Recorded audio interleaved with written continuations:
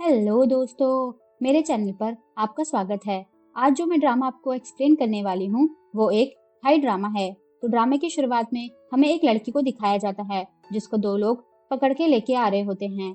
लेकिन तभी हमें पता चलता है कि यहाँ एक शूट हो रहा है और वो हीरोइन होती है। वो अपना एक्ट खत्म करती है कि तभी डायरेक्टर उसे कहता है कि उसने बहुत अच्छी एक्टिंग की और वो उसको वहां से जाने को कहता है। थोड़ी देर बाद डायरेक्टर अपने स्टाफ से कहता है कि जो लड़की स्टंट करने आने वाली थी वो कहाँ है। कि तभी उनका एक स्टाफ एक लड़की को बुलाता है जिसका नाम सर्पी होता है और यही हमारी इस ड्रामा की मेन लीड है जो कि वहाँ आती है। जब वो अपने स्टंट करती है तो वो देख सब लोग बहुत हैरान होते हैं क्योंकि वो काफी अच्छे से अपना काम कर रही थी। सब लोग उसकी काफी तारीफ भी करते हैं। अपना स्टंट करने के बाद वो वहाँ से अपनी पेमेंट लेके चली जाती है। वो बहुत खुश होती है और वो स्कूटी में सीधा अपनी फ्रेंड के पास जाती है जिसका नाम काइसेंग होता है। वो अपनी दोस्त से बोलती है कि क्या वो काफी अमीर हो गई है जो उसने इतना बड़ा बिजनेस स्टार्ट किया है। तब उसकी दोस्त कहती है कि नहीं, मुझे अभी भी लोन देना है। और वो कहती है कि अगर मेरे पास इतना पैसा होगा तो मैं तुम्हारी हेल्प कर दूंगी रेंट चुकाने में।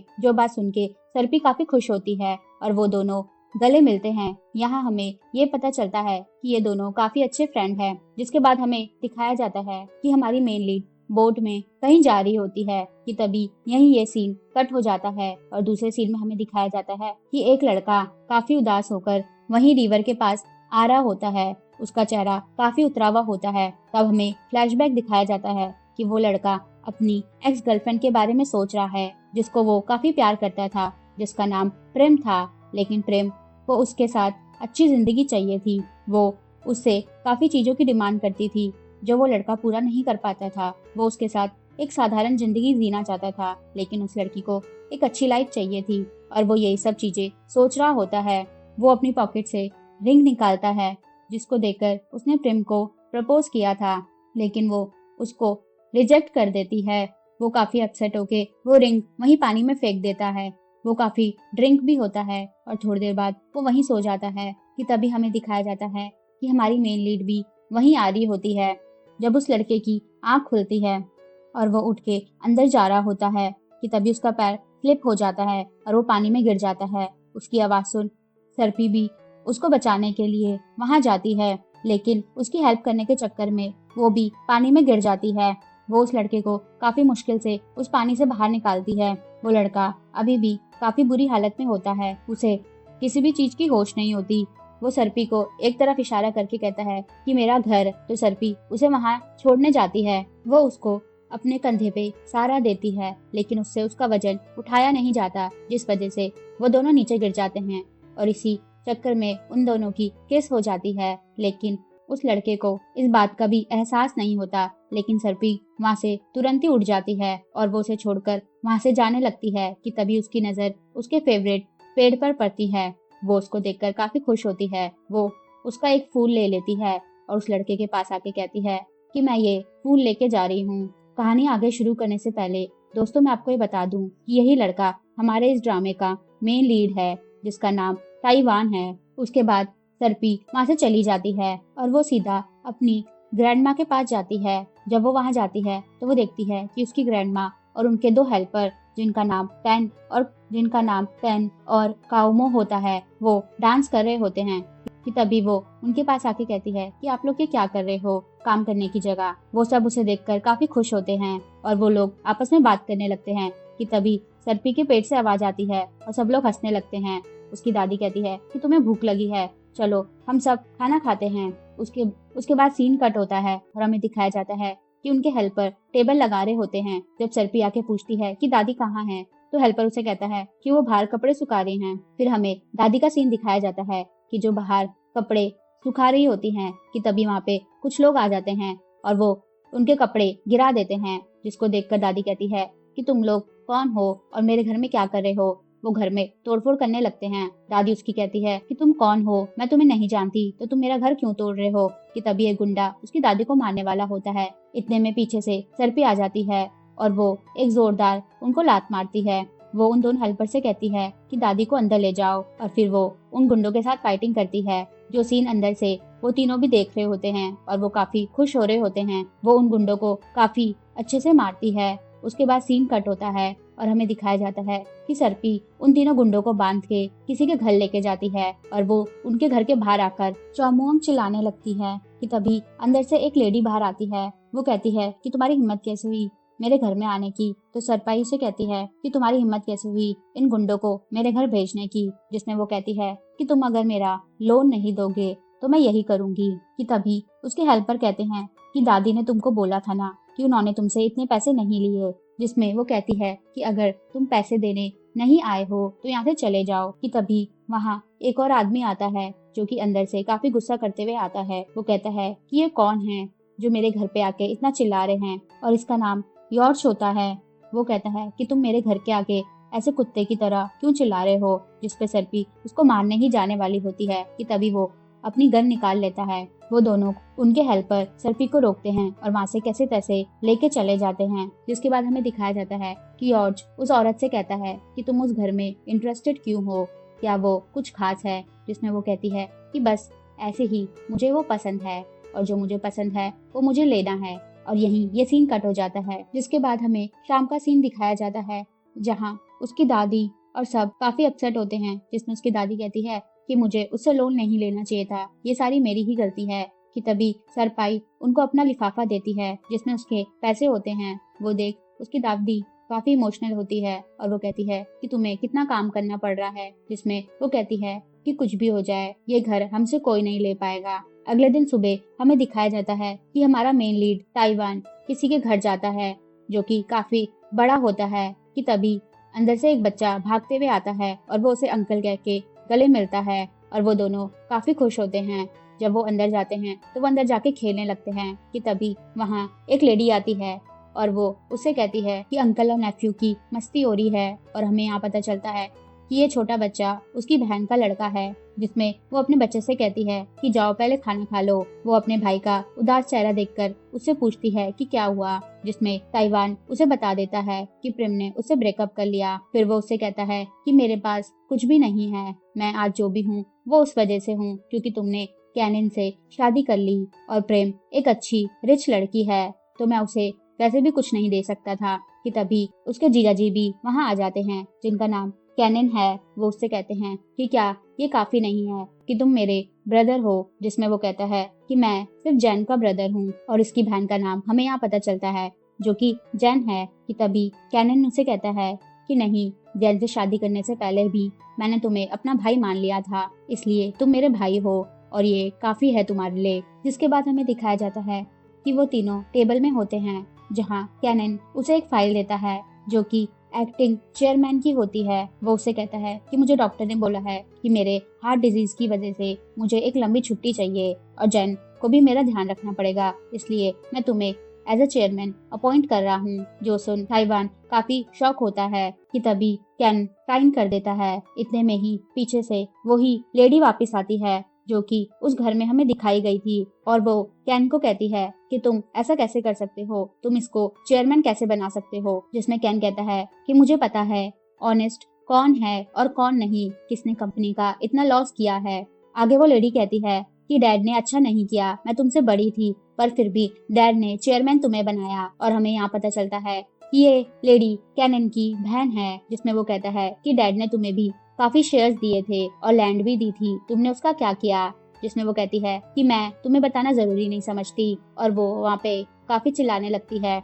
जिसको देख जैन भी उसे वहाँ से जाने के लिए कहती है और सब उस पर काफी गुस्सा करते हैं। वो वहाँ से ये बोल के चली जाती है कि तुमने मेरा हक छीन लिया, मैं ऐसा होने नहीं दूंगी। और जब वो बाहर आती है तो वो काफी गुस्से में दिखाई जाती है। वो यॉर्च को फोन करके कहती है कि अब हम वेट नहीं कर सकते। उसके बाद हमें दिखाया जाता है कि ताइवान अपने नेफ्यू के साथ उसी जगह होता है जो कि सरपाई की फ्रेंड की जगह होती है जहाँ जेट स्कीइंग की जाती है। वो अपने नेफ्यू को देख रहा होता है। कि तभी वहाँ उसका सेक्रेटरी आ जाता है जिसका नाम रेसन होता है।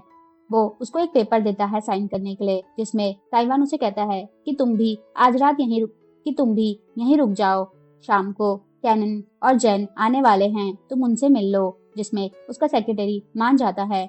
कि तभी हमें कैन का ऑफिस का सीन दिखाया जाता है जहाँ उसकी सेक्रेटरी आके उसे मेडिसिन देती है और वो मेडिसिन खा लेता है। कि तभी उनकी फैमिली की वीडियो कॉल आ जाती है जिसमें जैन किन और ताइवान सब ऐड होते हैं। वो अपने बेटे से पहले बात करते हैं और थोड़ी देर बाद उनका बेटा, जिसका नाम एके होता है, वो वहां से चला जाता है कि तभी अचानक ही जैन की गाड़ी के आके कोई गाड़ी आके रुक जाती है, जिस वजह से उसकी गाड़ी में काफी तेज ब्रेक लगते हैं, जो कि ताइवान और किन भी देख लेता है, जिसमें वो उससे पूछते हैं कि क्या हुआ, सब ठीक है।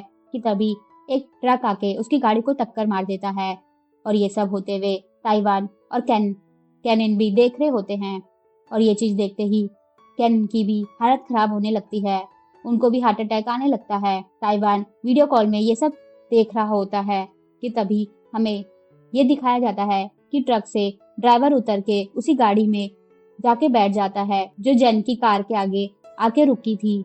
और यहीं हमें सीधा शाम का सीन दिखाया जाता है, जहां उस कार एक्सीडेंट की जगह पे काफी पुलिस आ जाती है। कि तभी वहां पे ताइवान अपने सेक्रेटरी और अपने नेफ्यू के साथ पहुंच जाता है।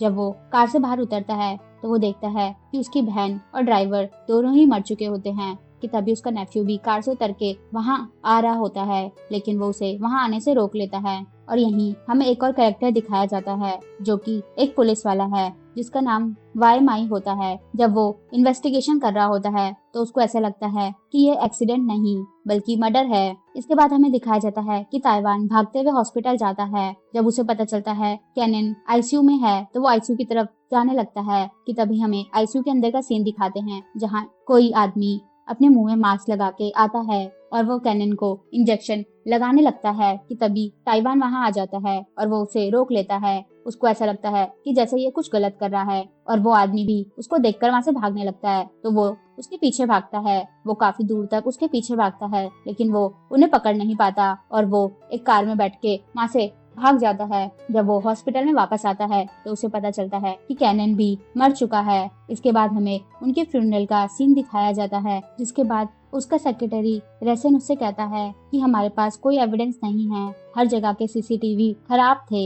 जिसमें ताइवान कहता है कि इसका मतलब ये किसी ने प्लान किया था। रात को हमें दिखाया जाता है कि ताइवान काफी अपसेट होता है और वो उन दोनों की तस्वीर के आगे रो रहा होता है। कि तभी उसे अपना फ्लैशबैक भी आता है, जब वो काफी छोटा था और वो और उसकी बहन जैन काफी गरीब थे, तो कैसे उसकी बहन उसको ज्यादा खाना देती थी और खुद कम खाना खाती थी। और बाद में जब उनकी मुलाकात कैनन से हुई थी तो वो भी उनका कितने अच्छे से ध्यान रखता था। वो प्रेजेंट में ये बातें सोचकर रो रहा होता है और वो कहता है कि मैं तुम्हारे बच्चे को जरूर प्रोटेक्ट करूंगा और तुम्हारी हर चीज को प्रोटेक्ट करूंगा। इसके बाद हमें सीन दिखाया जाता है कि कैनन की विल पढ़ी जा रही होती है, जहाँ उसकी बहन भी होती है और उसकी विल में लिखा होता है कि अगर मुझे कुछ हो जाए तो मेरी सारी प्रॉपर्टी मेरे एक लौते बेटे के नाम होगी और कंपनी का ट्रस्टी तब तक ताइवान रहेगा।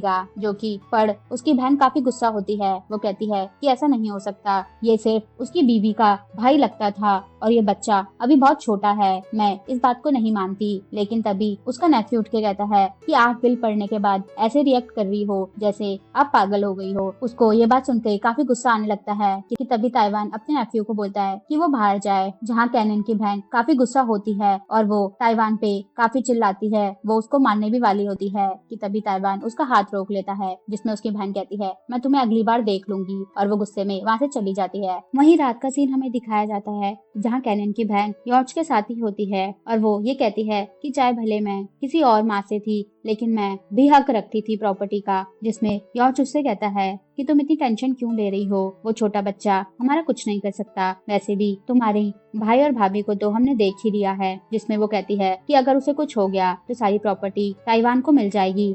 जिसमें वो कहता है कि अगर हम उस बच्चे को ना मारे और ताइवान को ही कुछ कर दें तो क्या होगा। ये बात सुन के कैनन की सिस्टर काफी खुश हो जाती है। इसके बाद हमें अगले दिन ऑफिस का सीन दिखाया जाता है, जहाँ ताइवान के पास रसिन आता है और वो उसे कहता है कि हमें मीटिंग में जाना है। जब ताइवान बाहर आता है तो वहाँ पे ताइवान के लिए बॉडीगार्ड होता है, जिसमें ताइवान कहता है कि मुझे इस चीज की जरूरत नहीं है। तो रसिन उससे कहता है कि ये तुम्हारे लिए नहीं है, तुम अपने नेफ्यू के बारे में सोचो, अगर तुम्हें कुछ हो गया तो उसका क्या होगा। तो ताइवान बॉडीगार्ड को रखने के लिए मान जाता है और जब वो गाड़ी में बैठ के अपनी मीटिंग के लिए जाता है तो उन्हीं के पीछे एक बाइक वाला उनको फॉलो करने लगता है और वो उनको फॉलो करते हुए बीच रास्ते में उनकी गाड़ी पर गोली चला देता है। जैसी पीछे की सीट का शीशा टूटता है तो उस गनमैन को पता चलता है कि ताइवान वहाँ नहीं है, जिसमें वो कहता है कि ताइवान कहाँ गया। तब हमें फ्लैशबैक दिखाया जाता है कि गाड़ी में बैठते वक्त ताइवान को उन लोगों पे शक हो गया था, इसलिए वो उस गाड़ी में से उतर गया था और उसने अपनी गाड़ी चेंज कर ली थी। जब उसका बॉडीगार्ड और रसिन गाड़ी से बाहर निकल के उस गनमैन को गोली मारने लगते हैं तो उसका बॉडीगार्ड गोली लगने से मर जाता है, लेकिन रसिन बच जाता है। रसिन ताइवान को फोन करके कहता है कि हमारा पे किसी ने शूट किया है, तुम आराम से रहना, अपना ध्यान रखना, जिसमें रसिन हाँ बोल के फोन काट देता है कि तभी उसे दिखता है कि पीछे से एक बाइक उसका पीछा कर रही होती है, जो कि एक सुपर बाइक ही होती है। वो उस बाइक का पीछा करने लगता है और वो उस बाइक का पीछा करते हुए अपनी गाड़ी एकदम उस बाइक के आगे रोक देता है। वो कार से अपनी गन लेके बाहर निकलता है, लेकिन बाइक वाला इंसान जब बाइक से उतर के अपना हेलमेट उतारता है तो हमें पता चलता है कि ये तो हमारी मेन लीड है। ताइवान उसे देख कर काफी शॉक हो जाता है। वो उसके ऊपर गन लगा के कहता है, किसने तुम्हें हायर किया है? और तब सारपाई देखती है कि ये वही लड़का है जिसको उसने बचाया था और वो कहती है कि तुम थैंक यू का जवाब ऐसे दे रहे हो, लेकिन ताइवान को कुछ भी समझ नहीं आता, जिसमें सारपाई उसके पास आके उससे गन छीन लेती है। और यहाँ पे इन दोनों की लड़ाई ही होने वाली होती है कि तभी पीछे से डायरेक्टर आ जाते हैं और वो कहते हैं कि हमारी तो शूटिंग चल रही थी। और तब हमें पता चलता है कि सारपाई सिर्फ अपना शूट कर रही थी, लेकिन ताइवान बीच में आ गया और वो उसको दिखाते भी हैं कि वो लोग शूट कर रहे थे, जिसमें ताइवान उनको कहता है अगर आप लोगों का कुछ नुकसान हुआ है तो मैं भर दूंगा। और वो अपना कार्ड देता है, उसे कहता है कि अगर कांटेक्ट करना हो तो मेरे सेक्रेटरी को कांटेक्ट कर देना। और वो वहां से जाने लगता है। जिसके बाद हमें यॉर्च का सीन दिखाया जाता है, जिसको कॉल आती है। उसे पता चलता है कि उनका प्लान फेल हो गया, जिस बात पर चौमुआंग उस पर काफी गुस्सा करती है, लेकिन वो उसे मनाने लगता है, पर वो उसे काफी तेज थप्पड़ मार देती है और वहां से गुस्से में चली जाती है। ये देख के यॉर्च को भी काफी गुस्सा आता है और उसके जाने के बाद उसका एक्सप्रेशन ऐसा होता है जैसे वो उसके साथ लॉयल बिल्कुल भी नहीं है। दोस्तों, ये इस ड्रामे के फर्स्ट एपिसोड का फर्स्ट पार्ट था। इस एपिसोड का सेकंड पार्ट जल्दी ही आएगा। अगर आपको ये ड्रामा पसंद आया तो वीडियो को लाइक करें और चैनल को सब्सक्राइब कर लें। Thank you.